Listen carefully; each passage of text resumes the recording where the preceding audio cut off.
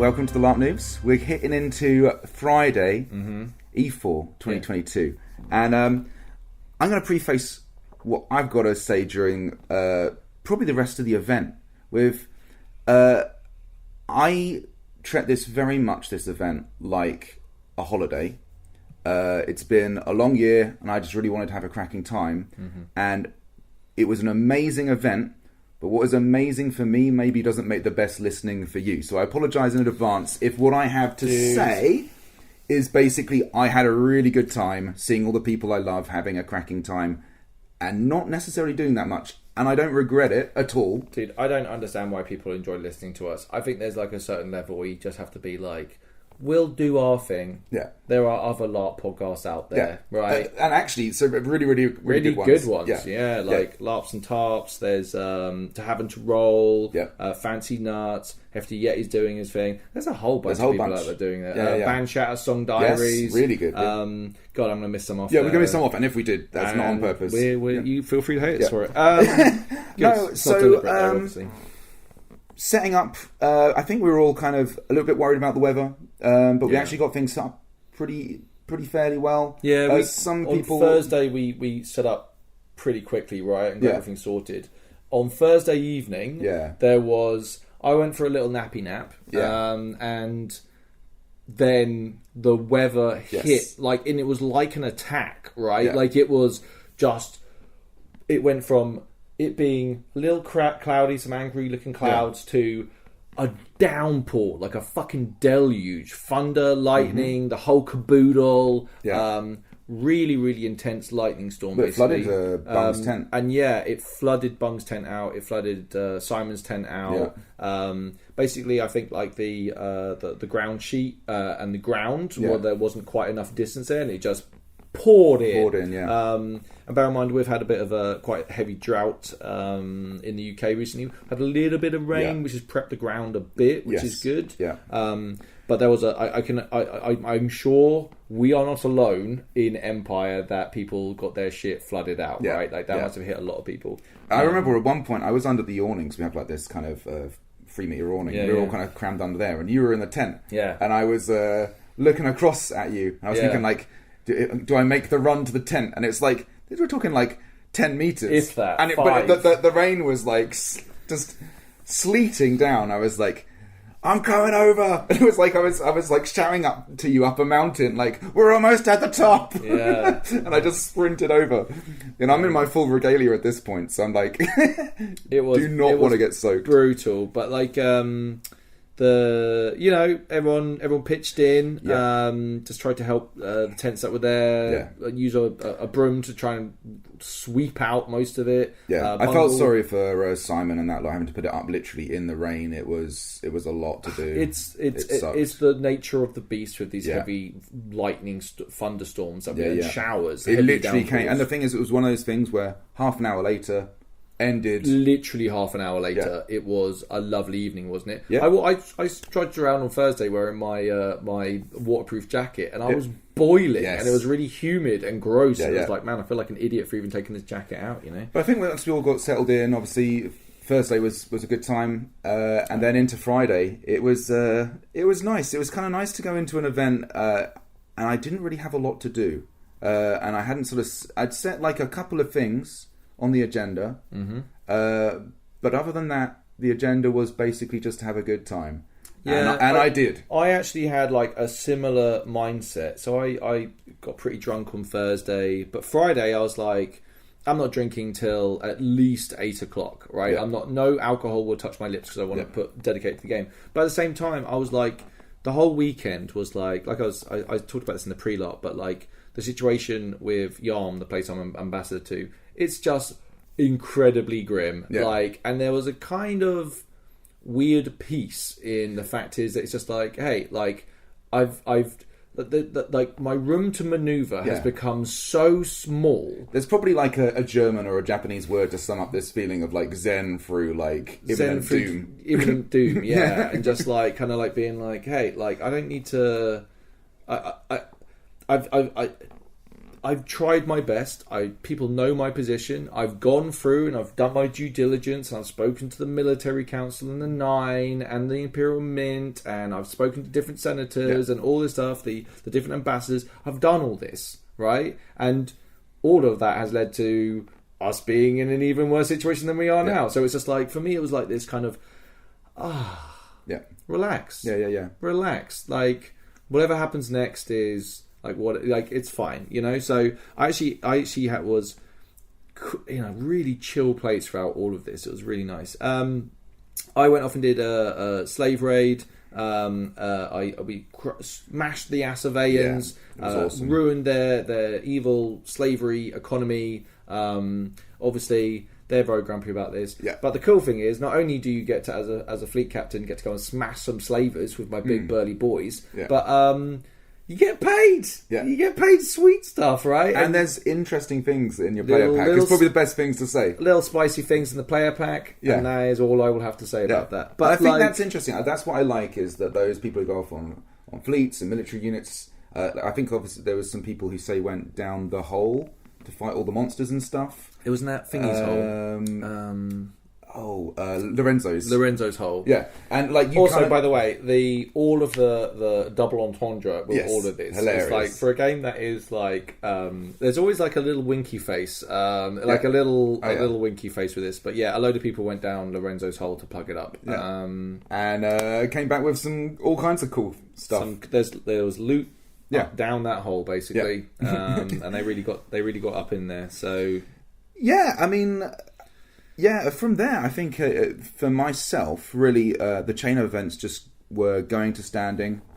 I'd obviously, I normally leave this till quite the last minute, but this time I actually took the time to read all the wins and the. You read all of them? Well, as much as all the ones that were pertinent to our interests. I'd kind of, you know, tried to read around those. So I kind of went in kind of already knowing a fair bit. And I'd spoken to a few people as well through letters and stuff. So I kind of was aware of a lot of the stuff. But it was it was cool to sort of hear all the things being announced at standing and stuff. And like, I did the same. Usually I think I'm right in saying this. The ambassadorial stuff, the diplomat stuff, is always the last thing out. This is both good and bad, right? Like, but it's like, for me, mine was very, very short and like kind of exciting. I had I'm meeting an NPC on the Saturday who's from Yarm, which was like one of my main OC reasons for becoming an ambassador, was to hang out and meet and chat to foreign dignitaries. It's just a cool thing, so I was looking forward to that. But yeah, standing was great. It's always nice to see the amount of new players that are joining the nation. I don't know what other nations do, but we do this thing where we kind of ask everybody. It sounds kind of weird, but we ask everybody to kind of come into the centre of the Navari circle, just so we can kind of like cheer them basically and celebrate them joining. Are you a new player? Put your hand up. Stand in the middle. Everyone, if you see these people, be nice to them. Everyone gives them a big clap and a cheer, and it's wholesome, right? But each summit, there's been loads and loads of new people. We filled that square. We filled the circle, the Songs and Stories circle, every time. Navarre has like exploded over the last year. It's massive. Actually, I want to talk about that later. Actually, if I remember. But you spoke at Thorns Council. I mean, standing. I just did my Novartis thing. One thing I wanted to do was introduce Silver as well as like a point of contact. Is he your proxy now? He's like acting second essentially for basic and basically arranges the skirmishes and stuff like that, and that works really well. I mean, he does. He actually does the job, right? Like if you're looking for, No, he is actually. What is it you do? Oh well, I just have an outrageous charisma. I think that just draws people naturally. You're the Steve Jobs. Look, I find talented people and I put them in places of importance. There is a skill to that, but no. So that was nice. That was really lovely to do, actually. But other than that, it was really nice because, of course, there's two really important Navari interests. I mean, there's others, but the two big ones were the idea that we could throw a whole bunch of military units going to basically get a chance to have a look at a Vallorn heart, the first one in really 300 years. Because usually you have like, so we're going to go off military units, go and find out what's going on with this Vallorn heart. So they have like military strength, right? From 0 to 5,000, this happens. And it goes all the way up, right? In these little brackets of what's happened. The last one was literally like be the first people to see a Vallorn heart in 300 years. Yeah. And that's like, Jesus Christ. Yeah. Like, that's fucking... But it's not like you get anything for it. You literally just get to go and have a look-see. Well, there's suggestions, actually, as you go. There'll be, from what I could gauge, that there's opportunities to basically get old relics and stuff like that. Oh, interesting. There is. I think there might be things that people get in their player packs. I don't know. But similar to the Monster Holy. I don't know. I'm not promising anybody that, by the way, but it's like... There was, from what I can remember in the reading, and this is a very dyslexic person reading the wins, I think there was kind of mentions of different sort of strengths. Because it's like, if you do this, if this many military units go, you get this, it's this, and it goes down until you get to the big whammy at the bottom, which is like, be the first people to see the Vallorn heart. But some of the other tiers were like, get some stuff. The Truniel stuff, it always reminds me of the Eldar and the Drukhari in 40k, how they had like a giant orgy and it manifested chaos and destroyed like half the thing. That it's got very vibey of that. I don't know if again, I'm completely talking out my ass, but like, I love the idea of what might be discovered deep in lands that haven't been... Like, a human soul hasn't walked through those lands in such a long time, right? Yeah, I know you actually, weirdly... I know you weren't super keen on this, but I was trying to find some link into... oh my god. Bubbles and stuff. And basically the idea... But through doing that, you just read little bits of lore. And I thought it was actually... Just to talk really more about the lore, I thought it was interesting, like, there was this whole thing about... the old symbols of Old Tyrrheniel were like straight and angular and jagged, and if you look at them compared to the Navari symbols now, they're actually curved and flowing and sort of dancing, essentially. Mm-hmm. I just think that's kind of... there's all of that sort of stuff. Like, what does that mean? Why is it that way? You know, what has changed? You know, and what's the relationship between the Trods and the Vallorn? And these are all interesting questions that you can pursue on the field. Like, go and seek out the expert on the Vallorn, who is amazing, by the way. Yeah, they're really like, there's like, actually, when you take these positions like they have been doing and actually push the boat out, you get opportunities like our second really important interest, which was as this opportunity to upgrade this library to basically make it... I said in the pre-lark, but basically to start the Manhattan Project to find out a way to destroy Vallorn hearts. It's amazing. It's like finding out Christmas is coming from Navarre, basically. It's the big one. It's the big one. We spoke about this before, that our goal as players in Navarre is to destroy a Vallorn heart. That's like winning the game for us, right? That's a win condition for us in Navarre, or as Navarre players, I should say, is to the idea of like, you get to destroy a Vallorn heart would be amazing. It's also like, the thing is, PD often, essentially, Brucey's price is right. A lot of these things at the level where they're doable. They're doable achievements, but they require a lot of work. But also they give you that idea of... And what it kind of reminded me was, because Navarre as a nation is very much defined by the relationship with the Vallorn.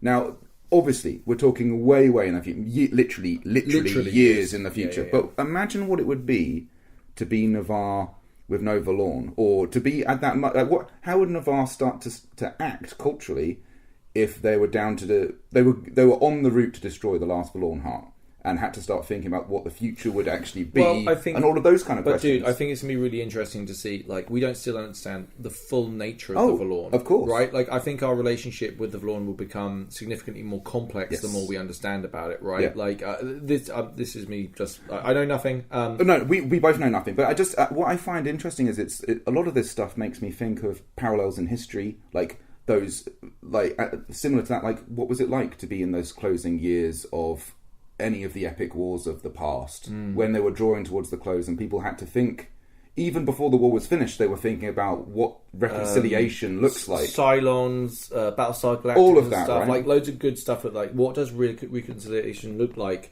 And I think there's going to be some sort of choice between... Do we destroy, or do we... I'm like, we could even see a world where the Vallorn are a weapon that we can use, right? Like, there was... Oh. No, it could get all kinds of spicy. We shouldn't speculate too much. But what I mean is, we're getting... So it's a huge opportunity, loads of things to do, But all of these things, as I said, really require a lot of resources and a lot of work. Yeah. And that ended up being, with limited success, a lot of my weekend was essentially just running around trying to pull in a couple of favours, ask a couple of people where their military units were going in different nations. And interestingly, Gellert is more focused on the opportunity to go and crush the pirates, and there's this Slaver Bay type thing, which is like a pirate area, and basically the opportunity is that we've now discovered this, and if we go and mess that up, then they're going to be it's going to basically wreck the economies of like the slaver nations, like Yarm, Asavea, the Grendel, and it's basically like, for me, like the reason why I'm into diplomacy is because that's the way that we might be able to try and work out how to end this terrible practice around the world. There are some interesting stuff to do with the Thule and how that was very interesting. I still don't fully understand it. I haven't read all of it about it, but they're basically not a slaver nation now. Although, basically they wanted to essentially to, I think, diplomatically force our hand to a certain degree to help them by removing the argument that we have against them that they're slavers. Yep. So they were like, we will no longer be slaver nation, essentially, and they returned all of their their sort of imperial slaves. Yep. And essentially have stopped the practice of slavery. I'm sure that still means people who are there have not very nice conditions. As some very real world stuff, just because you recede slavery doesn't mean that you're not getting rid of like some of the social problems in those societies, right? Like, it's a fucking great step. I would actually really like to see this generally as part of the how PD approach the game. I think there's some uncomfortable stuff with a lot of this stuff, especially in the time that we live in, which is like, I want to have a fun and engaging and nuanced game. The problem with the idea of slavery versus slavery, not slavery, is like, no one in their right mind, especially in 2022, is going to be like, hey, let's fucking do this, right? It's kind of distasteful and a little bit tone deaf a lot of the times when it's kind of played in the game. So I would personally like to see this becoming less of the big hot topic issue that dominates all foreign policy and become like, hey, the Druge are dicks. We know they're dicks. Fuck yeah, they keep slaves. They're awful people. Maybe some of the other nations, it would be nice if they would step back a little bit, make it far less black and white on the international stage, basically. I don't know whether that's going to happen, but we'll see, Yeah, I mean, it's interesting, right? I mean, the Thule, I think, are quite an interesting one because obviously, essentially, we're allied to them. In fact, we might even be allied to them. I'm not sure what the actual position is. We have a very, very big understanding, or there is some like. Well, literally, the conjunction was to help the Thule. Yeah,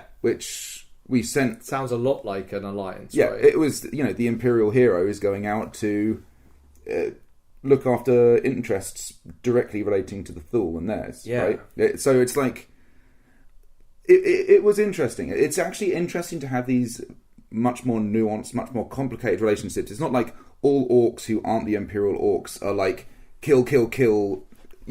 Even though I have a feeling the Thule, I haven't really looked deep into their lore. The Thule are still dicks. They're really bad, right? Yeah, they're really bad. Still dicks, but like they're not the Druge, right? But like, I think the kind of like the tonal nature of literally slavery is really just, it's a hard sell nowadays. It's like, I don't know whether it was ever right, like politics is always moving, but I don't know, it's interesting. I don't want to fucking get on my soapbox or even be at the virtue signal about this or whatever, but like, you can make your own minds up at home. So from standing, it flowed straight into Fawn's Council for me. And that basically the big thing there was the election of the General of the Quiet Steppe. Brenos won. Lich. Yeah. I mean, there was no question there. It was actually really cool to see another player stood and like full on props to because it's nice to have someone else stand and give it a go. And actually, I think did a really good job. Like answered all the questions and approached it with just the right attitude. When you're facing someone like Brenos in an election for generalship of the Quiet Steppe, yes, like you have to go in with a certain. To be the person who just and I literally think they just decided there and then they would stand for it, just to make it a thing. And actually, I think earned a lot of props. and I have a lot of respect for that. Absolutely, I'm a firm believer in this. I've been telling my Yarmish contingent, my little crew of delegations and proxies, is like, go for the thing. Yeah. Like, even if you get knocked back, you'll put your face out there. You'll be known. You'll be much closer to the things you want to do. You might even be able to work closely with the person that won the election. That isn't a guarantee, but like, there's loads of stuff to do with by getting out there, talking to senators, talking to all these different groups. Like, that's game, and it's like really, really good. If you're going to go up against Brenos, who is like got a wonderful track record, really well respected, like that's a tough gig to try and do that. It was done in just the right style. Rook, I think, is the name of the player who did it, who's one of the Dreadshields. The Dreadshields were fantastic, by the way. We'll get maybe into them a little bit later. But like, mad props. Just like, it's a wonderful thing to do. But obviously, super pleased to have Brenos as general. That was fantastic. We also had the election for Voice of Thorns, and Georg won that. Oh, he did? Brilliant. Yeah, and like, massive props. Like, he's been a real cool touchstone for me. Like, he actually like always comes up to me, gives me the intel on all the things. We share a lot of information. He tells me about what the objectives are. He's a really passionate player. Yes. He loves engaging with stuff. Like, he's the guy who... when one of my friends was like, "Oh, I'm being accosted by this Briar in Navarre," and I'm like, "Does he look like this?" And they're like, "Yeah, that's the guy." And I'm like, "Oh, I'll go and talk to him." Yeah. Well, I talk to him and like, "Hey, Georg, there's been a bit of a problem like this. Heard you've been a bit angry at this guy." And says, "Yeah, but they wrote it in the paper." Right. And I'm like, "Oh yeah, but like sometimes I hate to tell you this, but sometimes the paper gets it wrong. Like they're trying their best, but sometimes they might make a mistake in it." And he was like, "What? Like, what do you mean? But they wrote it down, then why would they?" And it was just really fun game. And then by the end of the conversation was like, Georg knows me, we've got a pretty good track record, he knows what Gellert's about. Was just like, okay, well, if Gellert says it's fine, then it's probably fine, you know. It's cool because really like, Talis is a lot sometimes. Like, oh, really? the way I sort of I am, and his relationship with me is something that's really cool. Like, like we have like a similar vision in a weird way, and I think like there's sort of it's cool. It's really cool. So I was really pleased to see him win it. Nice. He's a great person for it. I wanted to touch on briefly. There's loads of musicians in Navarre at the moment. And like, there's someone that's playing a saxophone. There's someone that's playing a guitar. There's like. Just these sounds around the camp is fucking great. Yes. Like, it's really magical and adds to the whole thing. Especially like with Navarre culture of being into like performance and telling stories and singing and all that stuff. There's just this wonderful creative and like it's just great. So I saw some great jams between actually different groups of musicians just literally come together and start playing together just off the cuff and stuff. And another really cool thing that's happened is the creation of the Sparrow stage and then the market, which was a really, we should talk about that. If we're going to bring it up, we should talk about it. Yeah, it's beautiful. I think it's really good. Songs and Stories is an institution, and it's outrageously good. That circle can only support a certain amount of people. Okay, like that's just the way it is. It's a physical location. We don't have grandstands. We don't have amplification. Yeah. It's meant to be an intimate experience for people to be able to go and perform from a range of different skill sets to try and test yourselves and also entertain and maybe inform people around that circle. It's so good, but having different stages and different areas to perform in and have a different mentality to those, like having this camp, and also having it's the Sparrow stage. We love Sam, we love Sparrow, dearly departed Sparrow. Having a stage named after a character like him is perfect, and also it's a very different vibe. It's a little stage next to a bar. If you go there will be people drinking and having fun and conversations, and you perform and you can engage with the crowd. It's just a very different tone to what Songs and Stories is. I'll speak on this now because it's actually something that happened on Saturday, but because we're talking about Sparrow Stage, I'm going to speak about it now. I can't remember the name, but somebody from Embercast performed on the Sparrow Stage and sung a song about Sparrow. It was really emotional. and then sang in their set a song about the Embercast and like essentially like their song. And I was there with Fionn, and it was so moving, like, because what I know how hard they've worked, and they're like really good friends, like Sophie and James and Justin and all the people who are part of Embercast. There's a lot of talent in there. Yeah, they're really talented, but they're also just really nice people. Yeah, and they've worked really hard to build like a really awesome community. Hey, yeah, and to hear the song and to like, I got emotional for them, right? Because I could see that they were all emotional to hear the song on the stage in the market. Everybody was like listening. We had all the benches up, which is another really cool thing in the market. There's these wonderful benches that Alison's made, and they just have put them all out. It was so good. The whole vibe down there is really, really good. It was amazing. I know when they first started, traffic wasn't too high in there. It's building now. It's a place for players from any nation to come in and just exist, grab a drink, maybe do some shopping.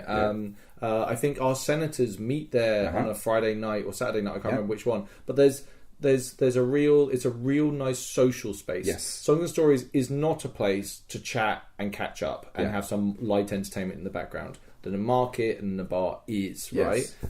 Also, it's as simple as it sounds. Having a couple of braziers and having benches, actually public seating, is something that is not freely available in the whole of Anvil. The whole of Anvil, right? The whole thing doesn't have benches to sit down on and just to hang in. Like, there's very few. It's a lot of walking. Bear in mind. You could maybe say Varushka has that. The Orc Camp has that. Oh, individual camps will. No. I think those are actually public. Oh, right. Okay. Because they have big, large fire areas where you can sit down on. But I don't think many other nations do have that big public space. A lot of them are more private endeavours, which the market is. But I don't feel like the people that are set up the market are doing it like a private venture. They're doing it like a national interest thing. It's been amazing. The whole market experience is wonderful. Right. I actually had a person from the Embercast actually do my hair and did some wonderful braids. It's getting to the point where I had 3 braids, one going over the top, 2 going over the side, going back.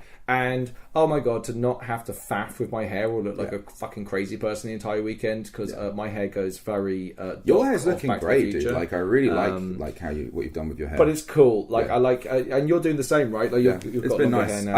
I've got like longer hair crew. So coming from like I started going grey when I was 18. I was like fully grey pretty much by the time I was 23, which was, is not a general experience for people. It's not positive. Usually, it's not right. Like it's something that like, you carry with you, right? Yeah. And it was like, I got loads of really nice compliments about my hair. It was great. really good. It was actually like I know this is a very egotistical thing, but it was actually genuinely like a fucking manga character. It was awesome. Really nice for my personal self-esteem. So thank you. Anyway, let's move on from our egotistical hair talking. I had my team is made up of Agni, who's played by Millie, Keys, who played by Bung.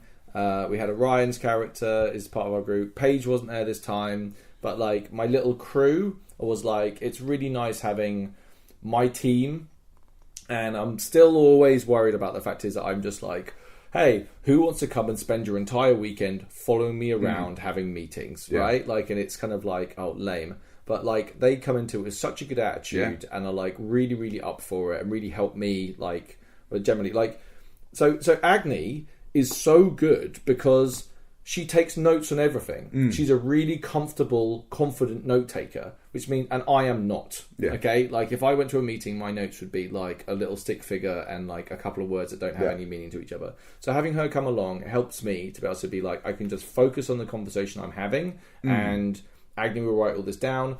She was coming up with like to the point where we were like, I was like, what are we doing today? And she was like, you've got this meeting at 2, you've got this at 3, you've got this then. And I'm like, okay, cool. And then we'll be like, okay, team break. We even had things like where people were up for like going off and doing things on their own. Like I was just like, we can't do this. Like, I can do that. This sort of thing. Having a good team behind you or being part of that team is fucking awesome. It's how the game is meant to be played. And I love it. It brings a lot of strength to me as my character and my job. I think as well, you've identified awesome people, but also people with skills that fill in all the weaknesses in your own skill set. And this is something you can do, because we can't all be, fully broadly scoped in all of the skills. And even if you were, you still wouldn't be able to get everything done because you're only one physical person. Yep. It's nice bouncing stuff off with people. If I have a meeting with someone, I can talk to my team and be like, how do you think that went? Yeah. Like, here's my version of what happened and the vibe I'm getting of things. And then people will be like, oh, I don't trust this person. I do trust this person. This person seems honest. I don't know why this is happening. Hey, isn't it interesting that this person said this when this other person said this? And it's like really good to bounce off and have that game with people, right? Rather than just kind of having this internal thing. Love my team. So basically, we were heading off. Where were we going? So I had my diplomatic meeting at 9. So I was like, okay, I've got a few hours. What I'll do is I'll go around and I'll touch base with a couple of people. And on that little trip, I bumped into a nice Brass Coast lady and her team. And then we were just having a bit of a chat. And we were like, hey, why don't we, it's going to be fun going and smash those fucking slavers, right? And we're like, hell yeah. And then we were like, actually, we're going over here to try and get a ritual cast on us.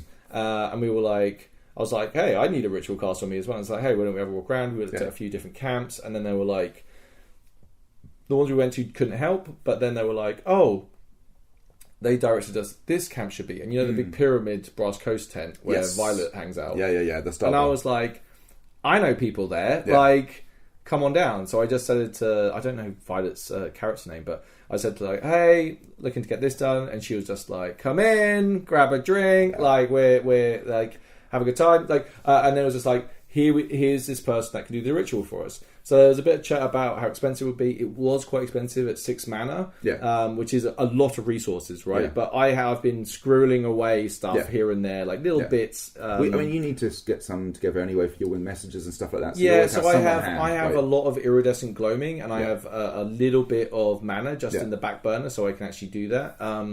So I went back and I was like, hey, I think I have enough. Like, let me go and check, and I'll go and get some. I might have some spare if you need some. The other person had theirs, but dude, it was awesome, right? So we get there, and like they bring over this very flamboyant gentleman, and he was just like, obviously Brass Coast. He's wearing like gold, and like he just looked great, right? And he was like, okay, let's do this thing, and we're doing this thing called what's it called? Blood and Salt, or Salt and Blood, whatever. Blood and Salt, I think it's called.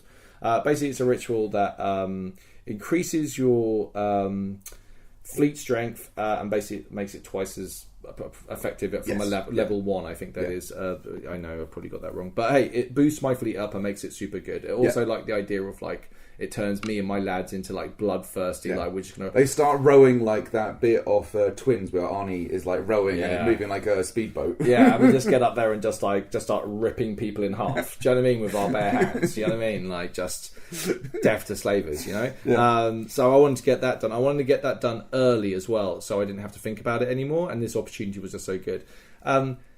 They come out and they're like, okay, you need your weapons, and we had weapons with us and a beverage, and then they got 2 people inside the camp to play the slavers, the evil slavers, Boo Hiss.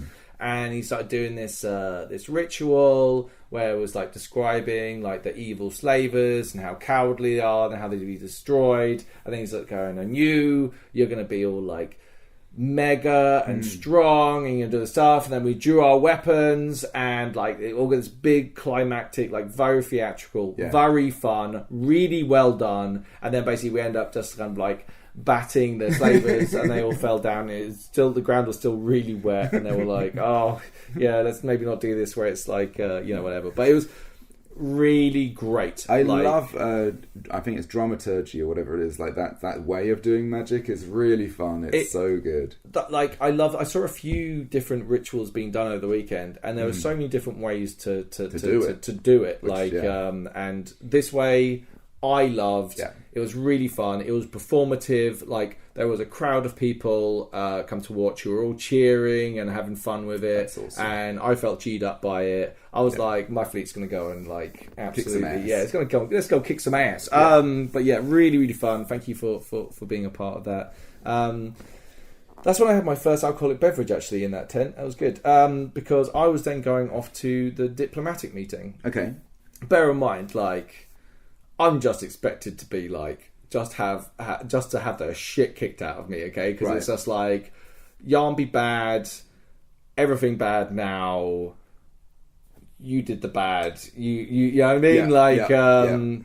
But no, it was more like, I think when you get to a certain point, it's like kicking a puppy. Okay? Right. So I had a whole bunch of people throughout the weekend who come up to me and go, "Oh, I read the Winds of Fortune. I'm really sorry." Yeah. Right? Like loads of this. Yeah. I also had people who were like, I wouldn't say like political adversaries, people that I had adversarial conversations with, who came up to me and literally buried the hatchet. Who were just like, that's cool. "Hey, like, I really love what you're doing. Like, it's really fun, like having this kind of like adversarial thing with you. You are working your ass off. It really sucks that this has happened. You know, like, but it's like really nice to see all these kind of like what were very adversarial figures becoming more like extremely sympathetic. Like, okay, cool. Like, we've missed each other on a whole bunch of issues. Fault on both sides.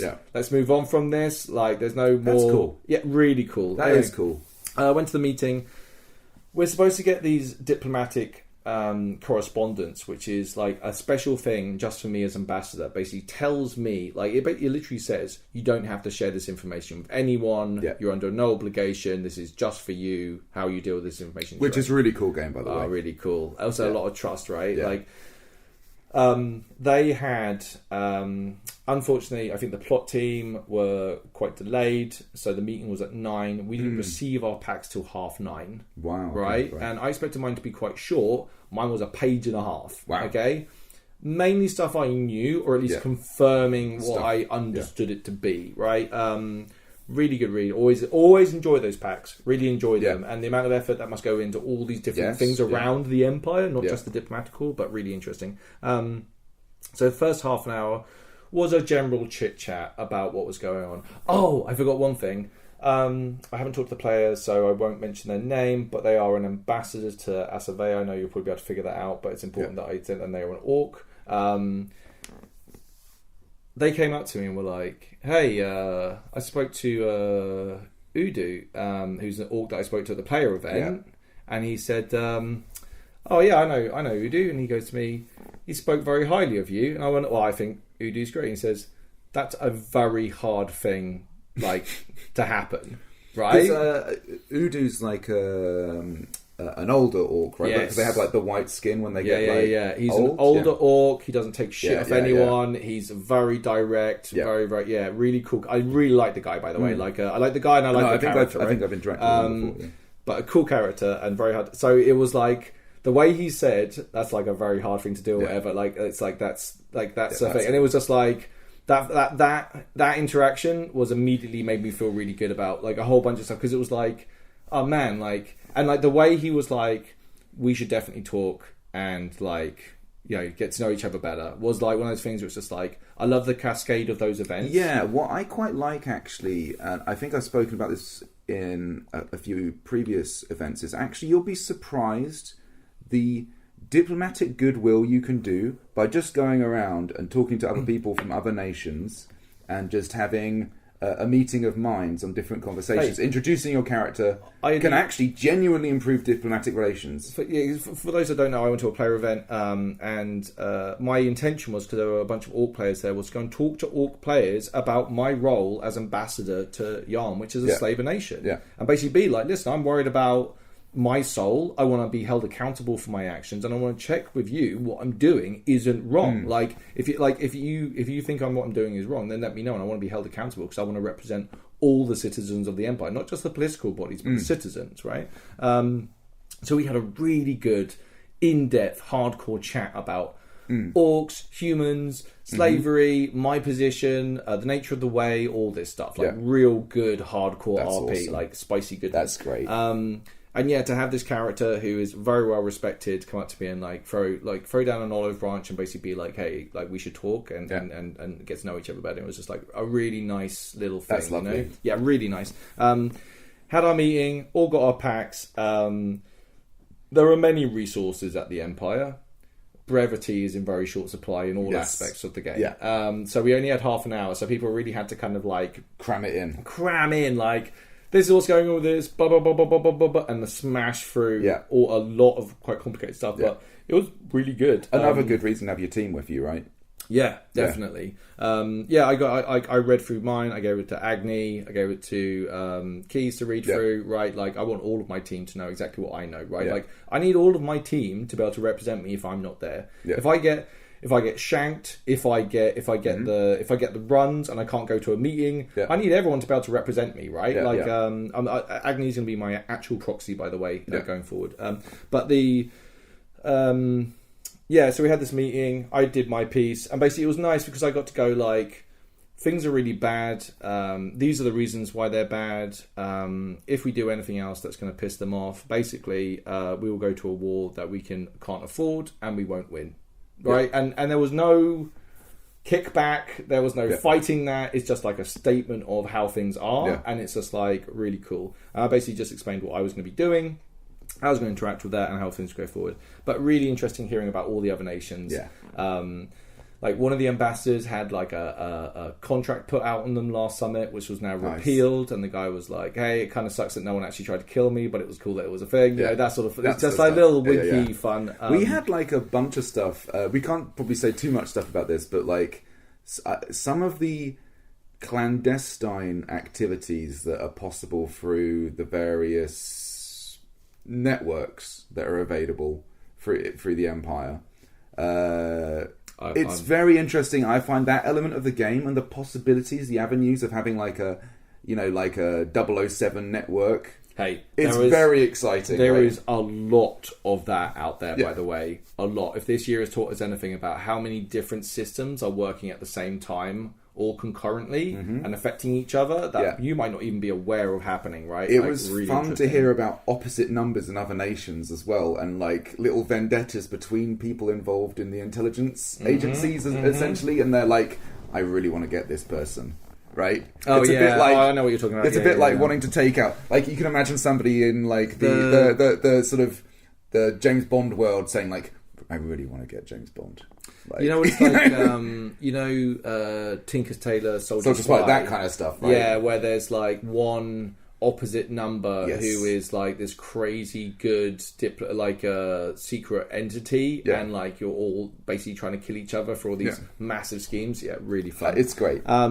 At the end of that meeting, obviously the Asavean, we did just do this giant raid against Asavea, so therefore diplomacy with this nation is probably not going to continue too much longer. They're going to be rather upset. I heard later on that night that I think Asavea had done something, it's either that night or Saturday, I'll bring it up now, but they had announced their declaration of war by having trumpets sounded in Senate.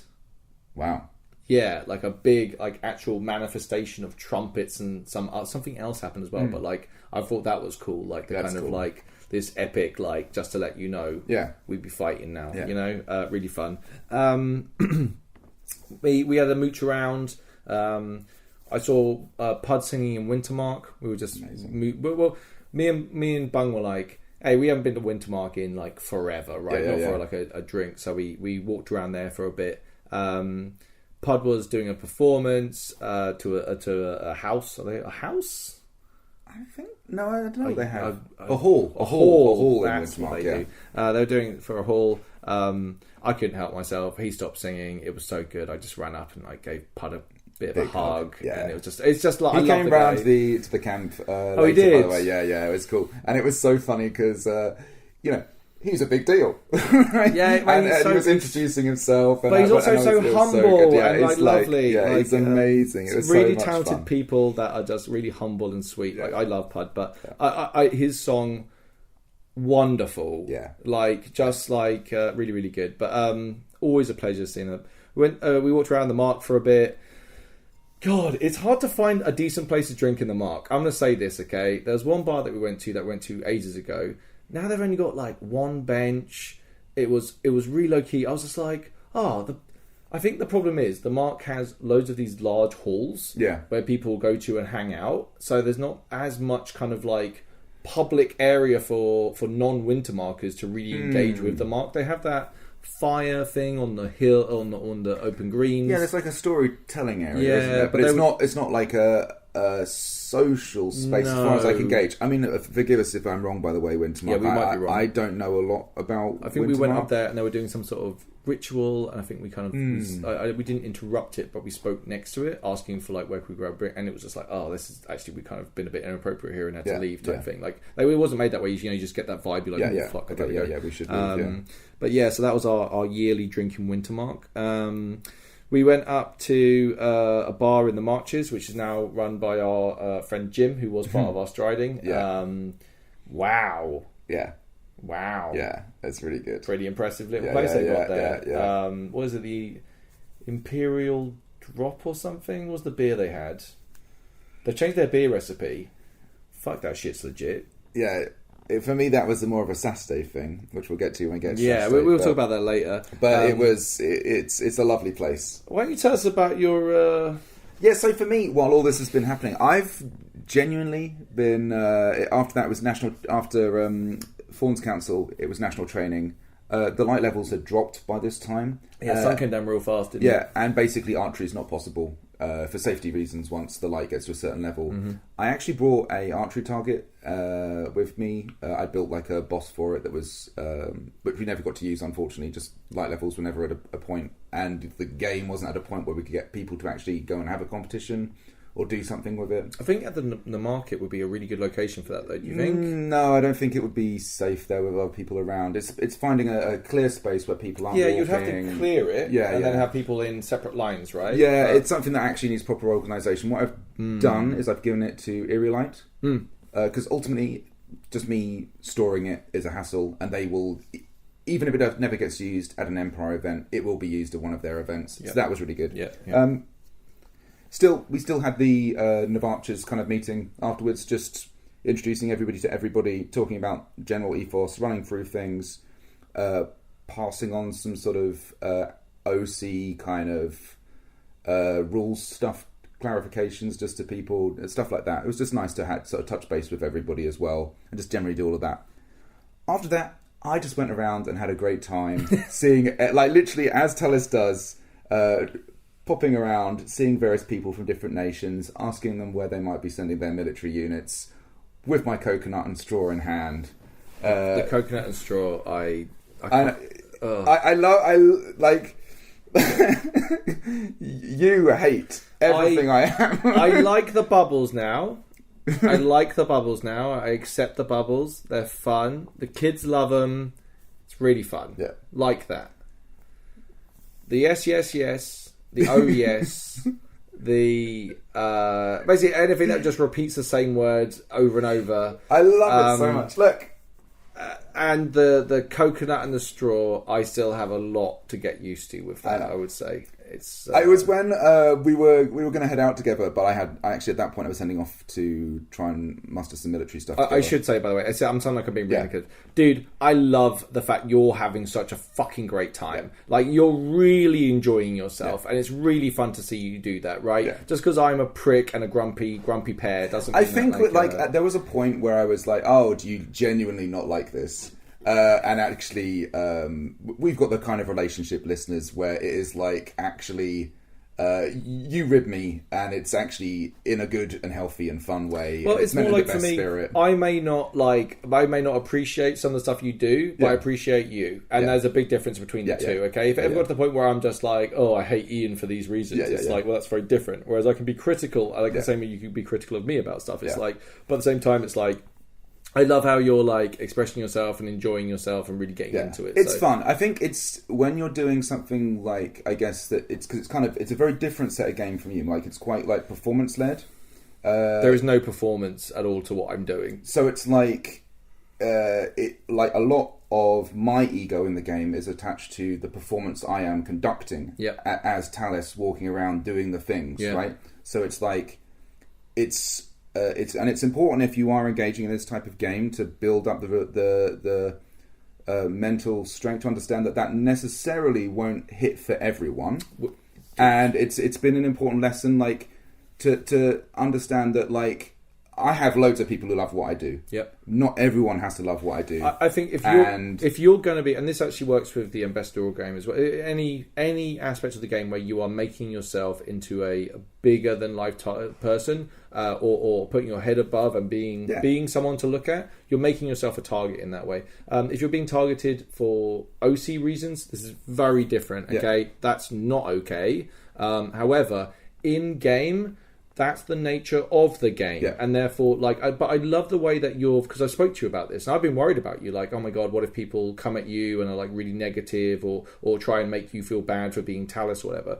But every time I've talked to you about it, you've been in a really positive mind space. And also, I think this says, let me put it this way: when we first started playing Empire, if I said to you public speaking, you'd be like, oh, I don't do public speaking. No, whereas 100%. as Talus, you're not doing formal meetings, or sometimes you are, but like you're holding court, you're being the center of attention, and you're enjoying being in that space, and it's like great being asked to perform and do things at places, like do like bubble stuff and go places, and just literally being like asked to go places, not really for any other reason than who my character is. Yeah, dude, nice. Yeah, is like, actually, like, I never thought as Ian that would be a thing, like that I would have that kind of draw. It's amazing. It's been really cool. It's been like, honestly, it's awesome. I have a great fun time, and I think this is where I've worried about you. Like, for me, Empire has always been this way, which is a case of Empire is my holiday. Empire is literally the time where I get to go and have fun, and that's always been my core objective. Like, all the other stuff is secondary to it.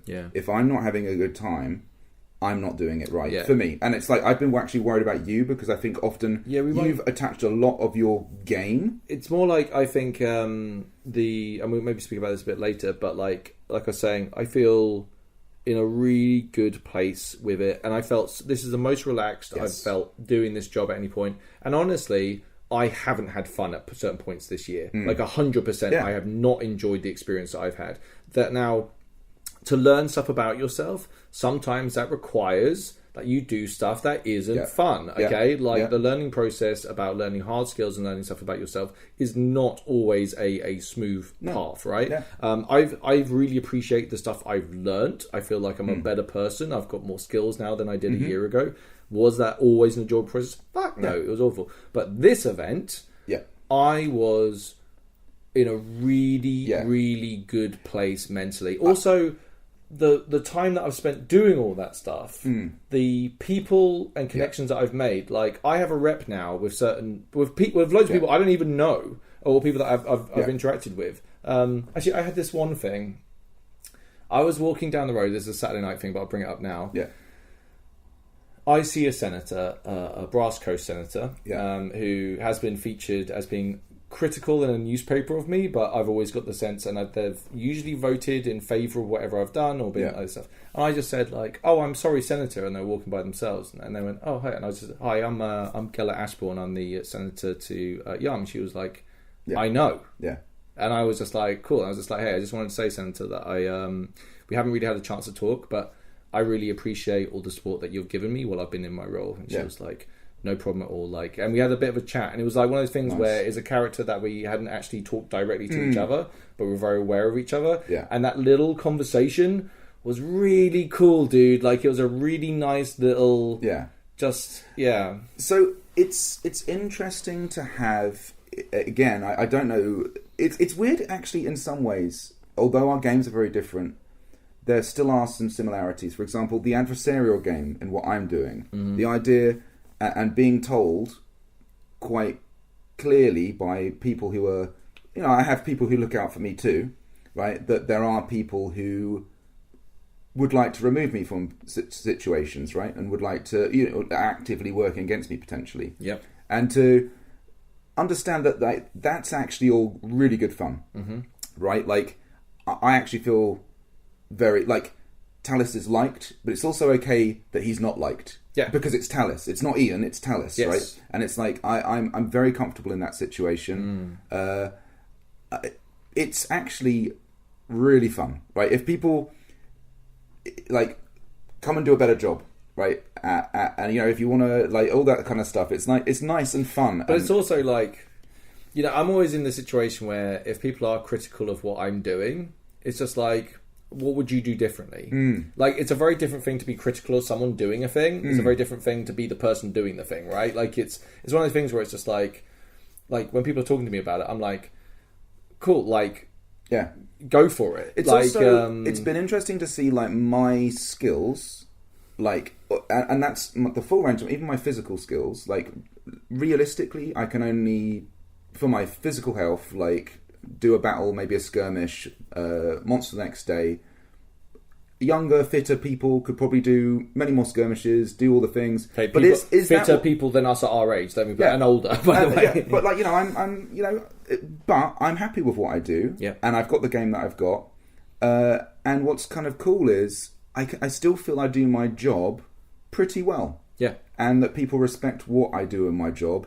And I think it's actually, because I think the problem is you can have, especially in the military game, you can often be sort of made to feel like if you're not out on the front line, you're not doing the fighting all of the time, you're out.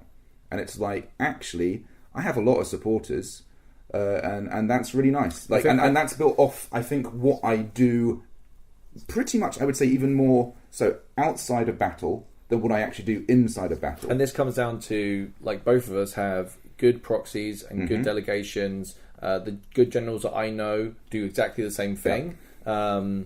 And no one is the complete package. Yeah. Everybody has weaknesses to themselves and their game and their characters. With a few exceptions, some of our senators are outrageously good. But they really run around. But they work hard and they have good proxies too, right? Anyway. Tell me about Okay, how much do you want to go into that? Was basically my day, yeah. And then heading into night, which is basically catching up with you. I had arranged to have a weapon reading, and that has been a bunch of letter correspondence between me and a character from the League called Tongs Barbosa, right? And they sent me this wonderful letter back to this letter that I'd sent. It basically was like, I have 3 things I would like you to look at. Because I thought, I'm going to make I really wanted to go full in on having this LARP experience, ultimately. Sure. And that was basically my father's scalpel, my mother's sword, which I found when I was in Zenith, and my bow. Yeah. And the idea was, like, my father gave me the scalpel, my mother had retrieved the sword, and I had made the bow. Yeah. Right? And I was like trying to have like this reading on all of these different weapons. And they had this ability to apparently hear or speak to these weapons, they would speak back. I have no idea about any of the nature of this.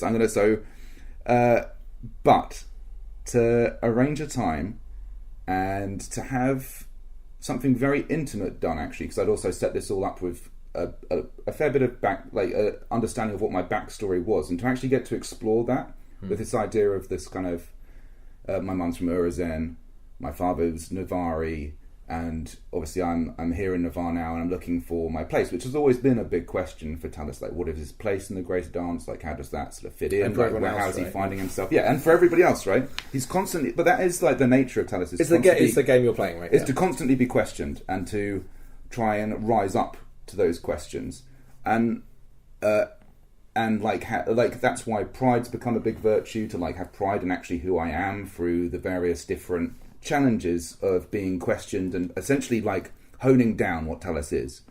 Anyway, it was basically agreed that we would try and meet at a place under the stars in the woods, and that was really cool. So we did it like late at night. We actually ended up doing it literally in our camp, but we kind of did it away from the sort of the main area. And I asked that nobody disturb us, basically, and everyone was really awesome and didn't. And they set up this kind of whole sort of, I don't know how else to describe it, like a live performance setup with like lights and a rug and a sort of a silver teapot, and I had all my kind of weapons aside. I had to wear a mask, and they would put on a mask, and they said when I put on the mask I'll have I'll change. Or it was really cool. It was really cool, right? And then we start, and then and by the way, again, this very much is don't use any of this information. I'm telling you about this. Heresy. I'm telling you about this because it's awesome, right? But please, discover this for yourself, right? Because, and I hope actually I'm not spoiling too much of the performance of this, because I know this was the first one they'd ever done as well. Oh, interesting. So this was their first time doing it. Okay. But you couldn't tell because it was absolutely incredible. So I go away and I get my mask, right? Because they're like, the ritual's about to begin. Also, they'd given me a scale, like a metal scale, and I had to sort of bring that with the mask, and I had all the weapons kind of laid out. And I come back to this kind of mat, and they've got these lights set up, and it's at this point the lights kind of fully gone down, and they kind of sort of like on all fours, kind of pretty much kind of like come into the light, like, and emerge, and the masks on and stuff, and they start like talking to me as like a sort of different person, right? Yeah. And they ask for the weapons and things, and I'm kind of handing them over. But before they begin, they're like, before I know if the weapons will speak to us, we have to like see, we have to sort of drink from this water. And that's it as well. They'd asked me to get clear water. This was really cool. They asked me to get some clear water, so I went and got some clear water and put it in the teapot, and then. I don't know how they did it. Again, all of this is like cool performance art stuff. But then they pour the teapot and it like changed colour. It's going to be it might be one of those teapot. It might be one of those, right? Yeah. It was really cool, and it was like I think it was actually blue. I think I might even still have some staining on my hands from it. But it looked like in this bowl they poured it into like blood red, right? And I was like, holy shit! I was not prepared, right? And they poured some in a cup for me to drink. And then they were like, and then I have to see if my blood will mix with this liquid. And I was like, okay. And they cut like this thing on their arm and literally start like draining blood into the thing. But it's obviously all like I guess like a stage prop thing. Mm-hmm. But it's so well done. And then it's sort of like, if my blood mixes, they won't speak to me. If it doesn't mix, they'll speak to me. And this is all like being done, and like it's kind of all done under this kind of like shroud. And then they kind of reveal that it's not mixed, and the weapons will speak to me. Right. Okay. If it doesn't mix, they will speak. Yeah. Okay. Exactly. And then I hand over the scalpel, and I'm like, this was given by my father. And then they start going through basically because the weapons only know because they don't have eyes, right? But they're aware of the presence in which they're held and the feelings that they have while they're being held. It's very interesting. They're like, and it was really cool, right? So the scalpel was all about creation, and that, like, you know, it wanted me to sort of still pursue all of that, and like to basically, you know, it's proud of when I save lives, and it feels the loss of when I kind of fail. Essentially, it was really, really cool. But what got really spicy when it moved to like my mother's sword, and it was just such a cool. Like, this is the thing. It was like one of those, you know, like in D&D, when someone gives you like a really, or any role playing game, someone gives you like a really cool lore drop, and you've kind of given permission to, like, you know, run wild with this, right? And they do, and you it's prepped amazing. them, right? Like, I prepped them up with bit. a few things, but I left it very open. I was like, essentially, do whatever you want, like, surprise me. Yeah. And I was like, this was my mother's sword. She was like a Sentinel of Urizen, and she was like, oh yeah, no, this isn't your mother's sword. This is like a sword from like the founding of the Empire, like an old High Guard sword that's been passed through like all of these different hands. And she's like, you know, your mother was like very skilled, and it's like an Urizeni sort of cut for a blade. But actually, she did this whole thing of like going like, it went from your mother to your grandfather, and then through all these different heroes, essentially all the way back. It was so cool. It was like one of these moments. It's like, it's gone through these hands and these hands and these hands. It's done all these kind of like awesome things. It was awesome, dude. It was so cool. I was just like in awe of just like the performance space. And you got to imagine all this is being done with light. There's this little candle light, and they're constantly like moving in and out and doing this very kind of live. Faces being lit up in the dark. Exactly. And the weapons coming in and out, and they talk to the sword, and the sword talks to them. They put it up to their ear and they listen. They laugh at the jokes the sword has, and like, when I say something that's sort of silly, or when I say something that kind of offends them, or they're pleased, the things they're happy with, the things they're not. It was so good. And then I get my bow, and then the bow was so good, because, you know, I've always had the whole thing with the whole hero Kellyanne stuff with like, had like a lucky shot. She was like, oh, the bow's offended. Right, the bow's offended because it's like, by saying it was lucky, you're actually like insulting the bow, because the bow made the shot. right? It was so good. It was just so fucking awesome. It's like the bow wants you to have pride in its accomplishments, right? It was so awesome, right? I was just like, fuck. It was the whole delivery. Your bow has pride. Yeah, yeah. It was. So I was like, oh man, I don't know. I don't know how I do this, but I'm like, man, maybe I could get like my bow hallowed. You can pride or something. That would be really awesome. Yeah, that's a thing. Yeah. I think I'll have to do something like that because it was just so cool. But anyway, so this whole thing, it was a long thing as well. It felt long anyway, and I was really drawn into it.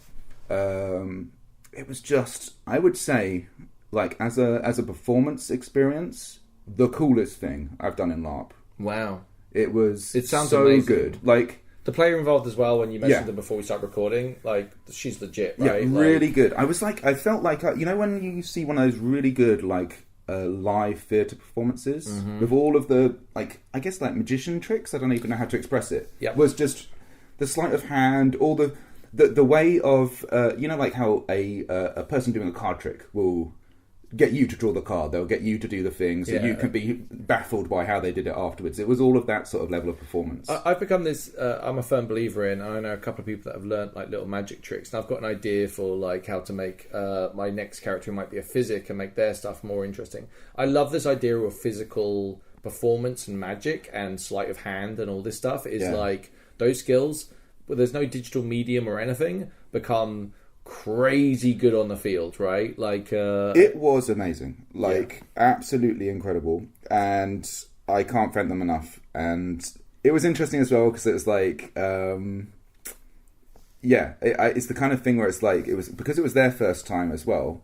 I like they must have had to have put all of this together, and I actually only inquired about this 2 weeks before the event as well. Right, dude, it's like but like, both of us are DMs in D&D, right? Like you can go in with certain plans, but after a while, like you gotta adapt and improvise and do all this stuff, right? Like, and I'm sure if you spoke to her, she'll be like, "Oh man, I messed this up, and this wasn't how I wanted it to be." But from an audience member's perspective, it's like, "Holy moly, that was amazing!" Right? She has no idea what questions I'm going to ask, right? Yeah. Because she tells me like the lineage and all the stories and how the weapons feel, but then she's like, "Do you have any questions?" I get to ask each of them multiple questions. So it's like 3 different instances, 3 very different personalities, 3 like multiple. You know, it's very cool. Are you happy with all your weapons?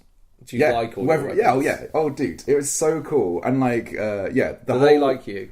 Yeah, well, yeah. I just have to. The whole pride thing was like it really fit well, and the way she kind of, I think she'd seen through the letter I'd written, and like the responses, kind of, you know, again, good kind of DMing. Yeah. Like you can kind of sense the way things would be nicely fulfilled. Yeah. Empathy, right? Like you got to smash out. It was great. It was amazing. So I had a cracking time. That's amazing.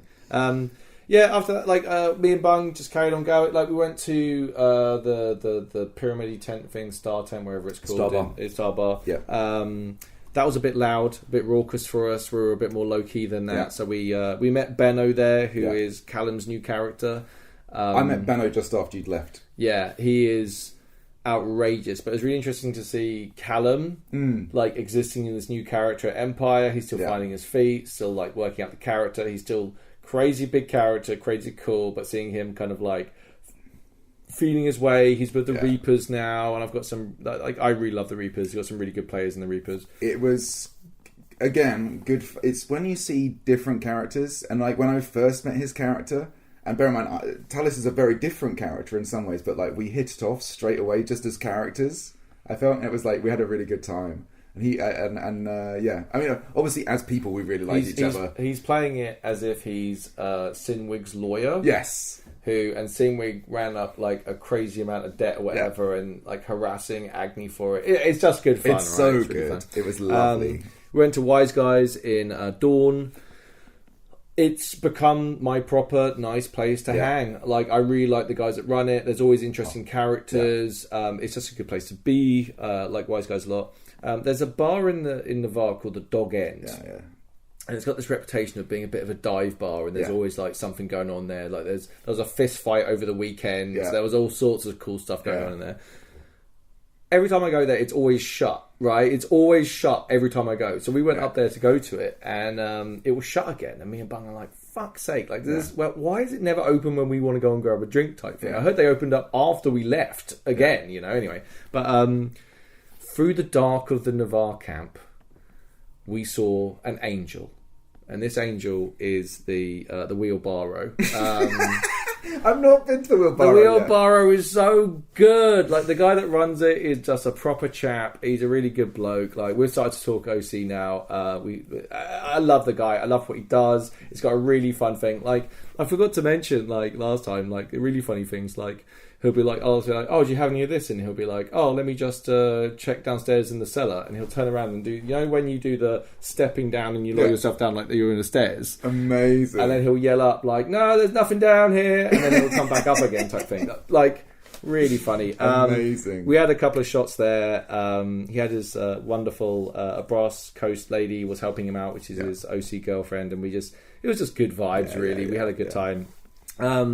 After wheelbarrow, we were like, oh, what should we do? And I was like, hey, we should go to the Orc camp and see if we can find this ambassador and have a chat. I also want to speak to Udo as well. Got there, had a walk around the camp. Love being in the Orc camp generally. There were a lot less orcs there this event than previously for a bunch of reasons I won't go into now, but a lot less people were there. But we found our ambassador. We sat down. He had a really good chat, and it was really nice touching base with him, especially because he knows, right? He's an ambassador to save a nation, right? Like, he knows exactly, and he's well, I don't know whether it was officially declared then. I know by Saturday we had they had declared war on us, and we had declared war on Asavea, effectively ending his job, right? But he was a really good contact, and another guy came over and was talking to him about something separately, and Eternals came up, okay? Right. And the reason why we should be so scared about Yarm is because they don't need a Regio to cast magic. They can use an Eternal, which can then cast magic on us all the way over here in the Empire, right? Yeah. So this was like one of those things, well, I think they can do it with loads more mana, but it's more expensive, right? I don't know, maybe I'm talking about my ass. But the wheels in my head just went, go, ching! And I was like, Eternals. Yeah. Why have I not used, like, because basically I'm like, imagine me diplomacy-wise being in a room, and the room is getting smaller and smaller and smaller, and there's so much less room to maneuver and way less corridors I can walk down, and it's basically at this point my face is inches away from the spikes at this point, right? Like, I was just like, Eternals, why haven't I thought of this? Like, is there a way that we could potentially do this? Over the weekend, there was a guy from Urizen came over, and he was like, talking to me about astrology stuff, and I was just like, what about Eternals? What do you know about Eternals? He says, well, I'm talking to this Eternal later type thing and this other thing. I was just like, could you maybe talk to them about Yarm and the Empire type thing and see if this is a way I can approach it? I also give someone else game. I can't really talk about what the results were, but there were some little fun results from that, and it was like one of those things which was just kind of like fun, how it was like, I've been doing this for a year, and at no point did I go Eternals. And now I was like, oh snap, Eternals. Something I know nothing about, but other people do. It makes sense. It's almost like one of those... I get what do you call them, like a diplomatic back channel, almost like I don't know enough about them. I really don't. But like, they're outside the normal rules, right? Urizen do know a lot about them. Yes. A lot of people's game is literally interacting with Eternals. So it's one of those things where it's just kind of like, hey, can I use this as like a kind of a way to try and get something? And something might be on the cards for it, which I really can't talk about. But it's one of those very interesting things. Love talking to the ambassador. Really, really nice. That is the end of my Friday. Do you have anything to add? It was a lot of depravity and debauchery. Yes. I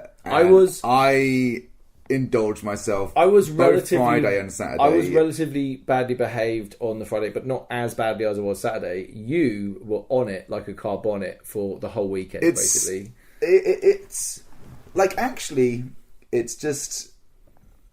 like, I'd kind of decided what I wanted out of the weekend, and one of the things was just to go and see a whole bunch of people, socialise, catch up, and just have a cracking time. And I did a lot of that.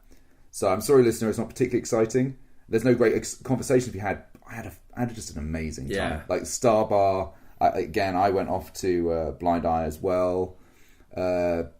popped around a bunch of other places. Like Yeah. I went to the Dog End. Like when You they actually were went to the open. Dog End? Oh yeah. Oh, you son of a bitch. Yeah, no, I was up at the bar talking to the bar staff and stuff. It Oh was man, I got to get in there at some point. cool. Oh, it was Like, great. honestly. It was great. By the way, I didn't manage it even on the Saturday. I still had never been for a pint there. It's lovely. It's like I think the problem is it's too close. Yeah. What I should do is I should use it as my like pre-drink warm-up place that I go to as we're leaving the camp, stop in there for a pint, have a chat, and then move on. Because I know the guys that run it. I've played different systems with them. Lovely guys. They're really cool, and I like interacting with them in the games that I have played. So, anyway, folks, we're going to take our wee little break now, get get rehydrated, and then we'll come back and talk about Big Saturday. Big Saturday. Woo!